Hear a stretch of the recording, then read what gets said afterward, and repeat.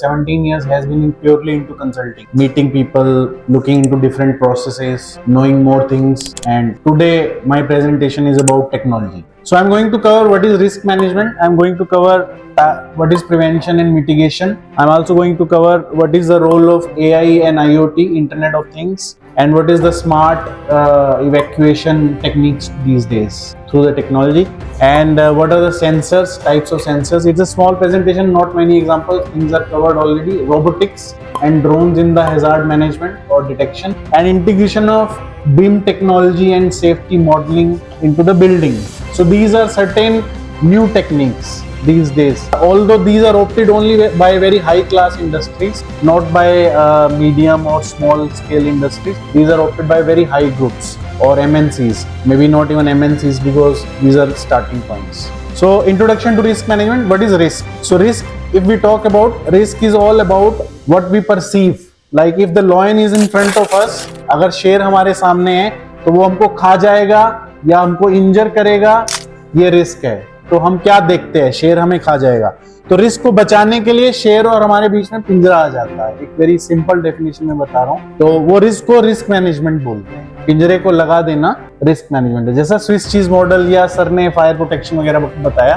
तो इंपॉर्टेंस क्या है इंडस्ट्री में? इंडस्ट्री में बहुत ज्यादा इंपॉर्टेंस है रिस्क मैनेजमेंट की। अगर आपको रिस्क का पता नहीं है तो आप मैनेज नहीं कर पाएंगे। रिस्क का पता होना बहुत ज्यादा जरूरी है। सो ऑब्जेक्टिव इसका है कि it involves hazard identification, hazard को आइडेंटिफाई करना, उसके कॉन्सिक्वेंस को पता करना, कॉन्सिक्वेंस को पता करने के बाद उसके बाद हम सेफगार्ड्स को लाते हैं, जिसमें फायर से प्रोटेक्शन सेफगार्ड्स भी एक है, फायर डिटेक्शन सेफगार्ड्स, तो एक्टिव पैसिव दोनों आ जाते। तो उसका ऑब्जेक्टिव ये है। ट्रेडिशनल में क्या होता था? ट्रेडिशनल में हम लोग जब इंसिडेंट हो जाता था, जैसा कि इंसिडेंट मैंने बताया कि मेरे साथ जो इंसिडेंट हुआ, वो इंसिडेंट होने के बाद हम लोग भागते थे, एक्सीडेंट इन्वेस्टिगेशन करते थे, फिर उसकी लर्निंग लेते थे और फिर बहुत खुश होते थे कि अगली बार ये इंसिडेंट नहीं होगा, जबकि ये बहुत गलत है।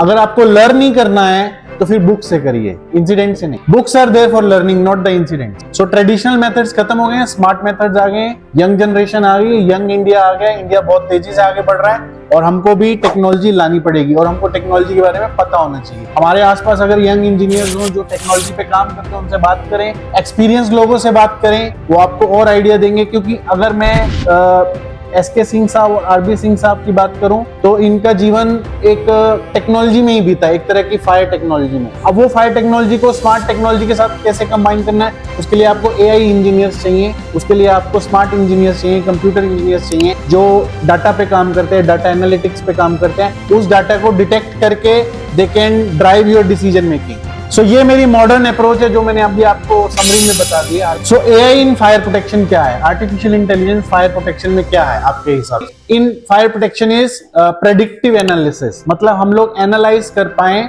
डाटा कलेक्ट कर पाए और वो डाटा को हम इंसिडेंट से पहले कलेक्ट कर पाए, उसकी डिटेक्शन हो, उसकी सेंसिंग हो, तो वो सब प्रेडिक्टिव एनालिसिस बोलते हैं। फिर उसकी मॉनिटरिंग भी साथ साथ हो, रियल टाइम मॉनिटरिंग, जो CCTV ड्रोन्स के थ्रू हो सकती है। फिर हम अपना डिसीजन प्रिवेंशन या मिटिगेशन के लिए ले सकते हैं। हाउएवर आई बिलीव कि it should be prevention, but fire के प्रिवेंशन और मिटिगेशन में बहुत कम गैप रहता है, डिफ्लेग्रेशन और डेटोनेशन में बहुत कम गैप रहता है। अगर आप प्रेशर कर्व को पढ़ेंगे dP/dt, बहुत कम समय रहता है। इसलिए रियल टाइम मॉनिटरिंग तक ठीक है, लेकिन डिसीजन मेकिंग बहुत इंपॉर्टेंट चीज रहती है। केस स्टडीज में नहीं जाऊंगा। अब आते हैं इंटरनेट ऑफ थिंग्स कि इंटरनेट ऑफ थिंग्स क्या होती है। इंटरनेट ऑफ थिंग्स होती है कि हमारे पास सेवरल डिवाइसेस इंटरनेट से कनेक्टेड है, लाइव। तो हमारा सब चीज लाइव चलता है, that is internet of things. मान लीजिए आप अपने घर पे, आप कहीं ऑफिस में बैठे हैं और आपको अपने घर का AC ऑन करना है, तो that is called internet of things. आप फोन से सब कुछ कर सकते हैं, इंटरनेट से सब कुछ कर सकते हैं। इसी तरह से फायर में भी अगर आपको कोई डिसीजन लेना है तो आप कोई भी डिवाइस अपने मोबाइल से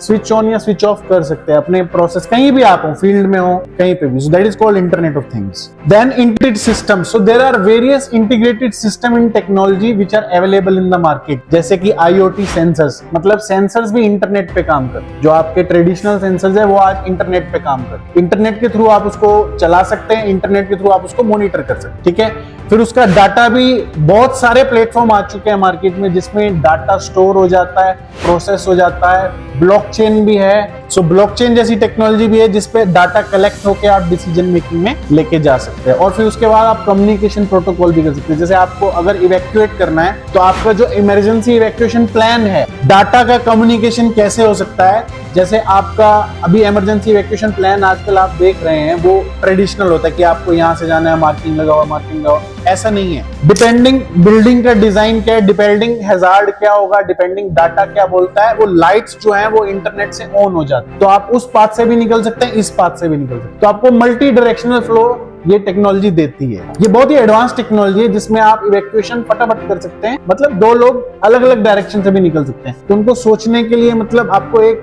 डिसीजन मेकिंग के लिए अपनी लाइफ में कोई भी डिसीजन लेना है तो you need some signal to your mind. So वो जो आईटी है वो आपको वो देती है, तो टेक्नोलॉजी जो है वो आपको वो देती है। बाकी ठीक है, अलार्म टेक्नोलॉजीज हैं, इवैक्यूएशन रूट एल्गोरिदम्स हैं, प्रोग्रामिंग्स हैं और integration with emergency activation devices हैं जिसमें फायर भी है। तो ये सारा आज इंटरनेट पे आ चुका है। डिपेंडिंग कि आपकी अवेयरनेस कितनी है, डिपेंडिंग आपका बजट कितना है, डिपेंडिंग आप टेक्नोलॉजी को कितना अच्छा मानते हैं, बट टेक्नोलॉजी आपकी हेल्प कर सकती है। मैं पुरानी दुकान की तो बात नहीं करूंगा, लेकिन आज जो नई बिल्डिंग्स बन रही हैं उसमें आना चाहिए। तो मैं जो भी यहाँ गवर्नमेंट के लोग रहते हैं उनसे रिक्वेस्ट करूंगा कि वो लॉ में इसको लेके। With this I really thank first of all the PhD team who put lot of efforts, and then my seniors over here and the previous seniors and all the people who are sitting around here. My name is Sanjeev Paruti. You can connect me anywhere, anytime on the social media. Thank you very much.